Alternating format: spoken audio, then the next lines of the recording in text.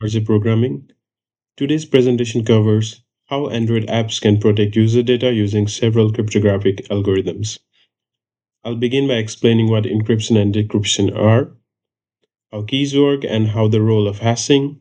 Then we'll look at modern algorithms such as AES, SHA-256, and MD5, followed by classic algorithms like Cipher and Playfair Cipher. For each algorithm, I'll describe how it works step by step so that you can understand the underlying logic before implementing it in text in Android. When encrypting text inside Android apps, developers need to balance security, performance, and simplicity. Some algorithms are secure for real applications, while others are mainly for educational or legacy reasons. This presentation will help clarify the differences between when it can be used. So let's begin. Encryption is the process of taking normal readable data and transforming it into something completely unreadable unless the person has the correct key. This unreadable text is called ciphertext. Decryption is the opposite process, taking that ciphertext and using a key to return it to its normal form or original form. These transformations rely on mathematical algorithms that scramble data in a predictable but secure ways. Keys are central to this process. A key acts like a password that tells the algorithm exactly how to scramble and unscramble data. Without the correct key, the ciphertext should remain impossible to understand. Encryption protects confidentiality by preventing unauthorized reading and also supports integrity when paired with hashing or signing mechanisms. Hashing is different from encryption because it is deliberately one way. Once data is hashed, it cannot be returned to its original form. Hash functions take any amount of input text and convert it into a fixed size output known as a hash value or digest. This is especially useful for password storage. Instead of saving the actual passwords, app stores a hash. When users log in, the app hashes the provided password and compares the hashes. Hashing is also widely used for verifying file integrity because even a tiny change in input text results in a completely different hash. Algorithms like SHA-256 produce highly secure hashes, while MD5 is now considered weak and should be used only for non-security critical tasks. Keys in cryptography determine the actual behavior of an encryption algorithm. The same algorithm with different keys produces completely different ciphertext. Symmetric encryption uses a single key that both sides must share privately. Asymmetric encryption uses a key pair, a public key that anyone can use to encrypt data, and a private key used only by the owner to decrypt it. Larger keys generally provide stronger security because they add more possible combinations. In Android, key management is extremely important.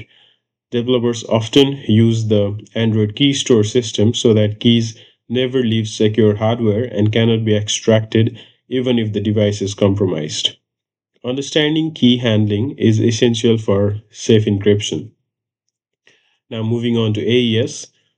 AES is the most commonly used encryption algorithm in modern applications, including Android. It is a symmetric cipher, meaning the same key is used to encrypt and decrypt the data.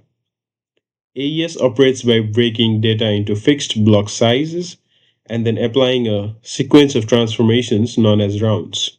These rounds combine substitution, permutation, and mixing steps to thoroughly scramble the data. The strength of AES comes from these carefully designed steps and from the size of its keys, which require massive computational effort to break. When used in Android, AES often works with modes like CBC or GCM. GCM provides authentication as well as encryption, offering stronger security for app data. Now let's look into the algorithm for AES. First, convert the plain text into 16-byte blocks, then generate the round keys using the key schedule algorithm. For each round, and that depends on the key size, substitute bytes, replace each byte using a S-box table, shift each row for the block left by increasing offsets, then multiply columns in finite field arithmetic to create diffusion, and then XOR use the XOR to the block with the current round key. And then the final round omits the mixed column steps, and the output is the resulting ciphertext. The next one is SHA-256, which is one of the most secure hashing algorithms available today. It takes any input and produces a 256-bit or 32-byte hash that appears random. Even a small change in the input completely changes the output, which is why it's good for verifying integrity. Because hashing is one way, Android apps often use SHA-256 to store passwords securely. The algorithms works internally by repeatedly processing fixed size blocks of data and mixing them using bitwise logical operations. All these steps help ensure that the resulting hash cannot be reverse engineered or predicted. It's an essential tool for Android developers working on secure login systems. And looking at its algorithm, first convert text to binary and pad it to meet SHA-256 length requirements. Break padded text into 512-bit bit blocks. Use initial hash values defined by SHA-256 standard. For each block, expand the block into 64 words using bitwise operations. Perform 64 rounds of compression using these functions and update the hash values after each round. The final hash is the combination of all updated values. The next one is MD5, which is another hashing algorithm that is widely adopted, but today it is considered insecure. It still works as a fast and simple hashing method, but it has its known vulnerabilities where two different inputs can produce the same output, which is called a collision. This makes it unsuitable for passwords or sensitive data. However, Android developers may still encounter it when working with older systems or when performing lightweight tasks like generating checksums for quick file validation. Understanding MD5 helps you recognize why modern systems prefer secure alternatives like SHA-256. Its algorithm convert input to binary and pad it to a 512-bit boundary. Initialize four registers ABCD with predefined constants. Break padded input into 512-bit blocks. For each block, perform 4 rounds of operation using logical functions F, G, H, and I. After processing all blocks, concatenate registers A, B, C, and D to form the MD5 hash. The next one is a Caesar cipher. It's one of the earliest non-encryption techniques. Although extremely simple and insecure, it is useful to demonstrate how substitution cipher work. By shifting each letters by a fixed number, the cipher creates a scrambled message. However, because there are only 25 possible shifts, it is trivial to brute force.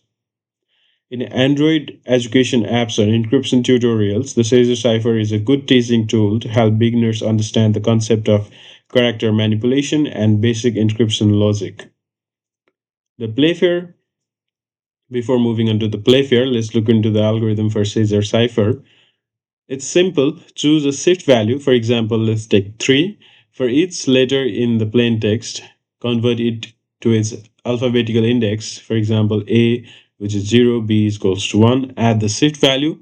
Take modulo 26 to wrap around. Convert back to a character. And the combined results into a ciphertext. The next one is a Playfair cipher, which is more complex than simple substitution because it works with pairs of letters instead of individual characters. This increases the difficulty of frequency analysis attacks. However, by modern standards, it is still insecure. It remains valuable as a teaching tool because it demonstrates how encryption can operate on groups of characters and introduces the idea of using grids or mapping tables. Android apps that teach cryptographic concepts may include this cipher to help users understand manual encryption processes before moving on to stronger algorithms. It's not too difficult, and its algorithm goes as follows. Choose a keyword, for example, let's take monarchy. Fill a 5x5 grid with the keyword letters. Make sure there are no duplicates. Then remaining alphabet letters. Break plain text into pairs. Add X if a pair has identical letters. For each pair, if both letters are in the same row, replace each with the letter to the right. If same column, replace with letters below. Otherwise, form a rectangle and take opposite corners. Combine encrypted pairs into ciphertext. Now, those were some of the encryption algorithms. Now, applying encryption in Android, the primary goal is to protect sensitive data such as login information, saved notes, files, or API tokens. For secure apps, developers must never hardcode keys. Instead, they should store keys in the Android key store, which isolates them from the rest of the app and protects them even if the app is reverse engineered. When handling passwords, always hash them with a strong hash like SHA-256 instead of trying to encrypt them. While it's fine to experiment with classic ciphers, Cipher or Playfair in educational apps, they should never be used in production. Performance is also a factor. Algorithms like AES are optimized and fast even for mobile devices. And that's all for this video. I'll be back with more encryption algorithms, including their implementation in Android Studio using Kotlin. And stay tuned and bye bye.